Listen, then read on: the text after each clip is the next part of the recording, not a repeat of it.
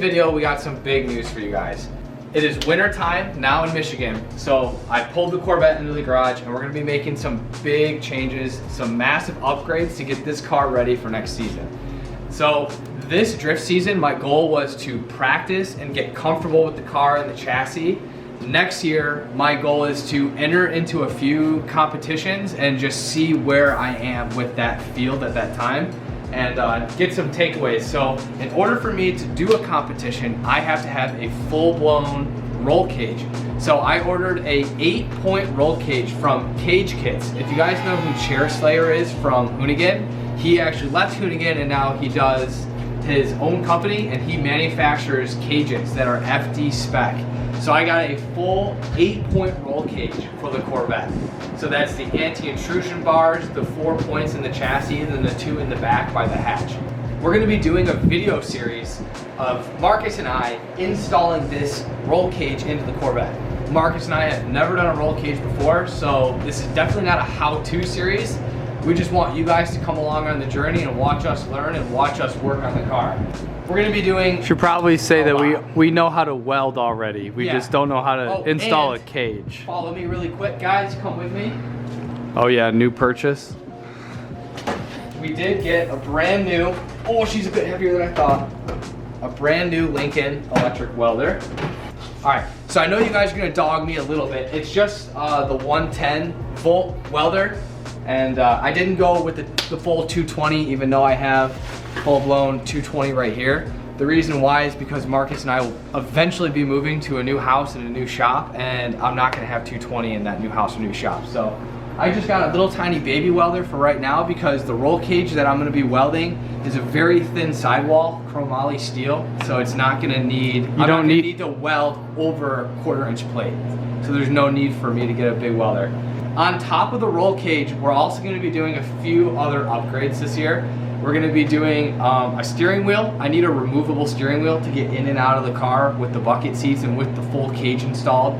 So on top of the cage and the steering wheel, we're also going to be doing a hydraulic handbrake. I did that on purpose because this drift season was just for practice. I wanted to get really good at driving and learning this chassis and how it drifts. So now that I have the core fundamentals down, now I'm gonna throw the handbrake into it. I've read and heard from some of my drifting friends that have more experience than me, that if you just start with a hydro, you can kind of use it as a crutch, and it's better to learn how to drift without one. So I took them up on that advice and I did just that. Yeah, that's all I got for right now. So in this video that you guys are watching, I wanted to remind you guys to like, comment, and subscribe. Also visit crownracingco.com if you want to grab some merch. In this video, we're going to be gutting the car.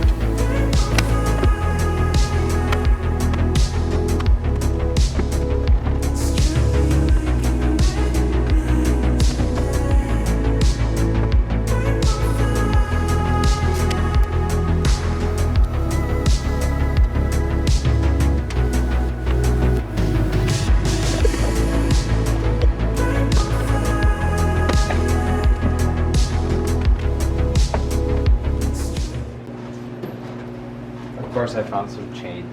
I kind of come from the perspective of I could pay someone to do this cage for me, and honestly I did consider it for a while, but I find a lot of value in learning how to do things yourself because I plan on building more race cars in the future, and if I can learn these skills now, then I can continue to grow and become a better fabricator myself. So I did not know what to expect when Steve said that he was going to... Let's do a roll cage, Mark. Yeah, let's do a roll cage.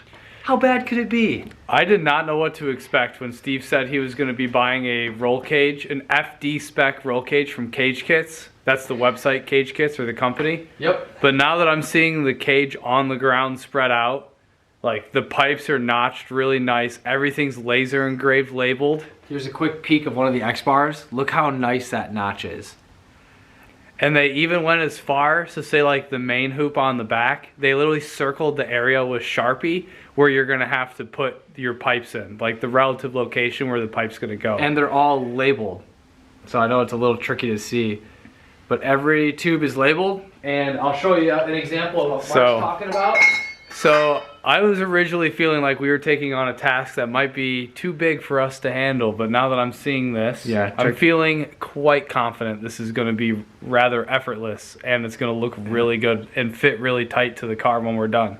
I know it's hard to see, but here's an example of Sharpie mark. So the cage tells us, can you take this phone? Let me just put it down for a second.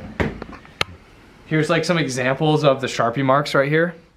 So it's literally like extremely expensive Legos for an adult, except instead of snapping together, we have to shoot a lightning bolt at it. But I don't think it's gonna be as bad as we thought it was gonna be. It's gonna be hard, but I mean, come on, the hardest part is done. The engineering is done. Now we just have to kind of fit it up all nice, but I'm super stoked. Alright, so that's going to be it for our cage install part 1. If you guys like the content, don't forget to like, comment, and subscribe, and we will see you in our next video, cage install part 2 on our C5 Corvette. See you guys later. Peace.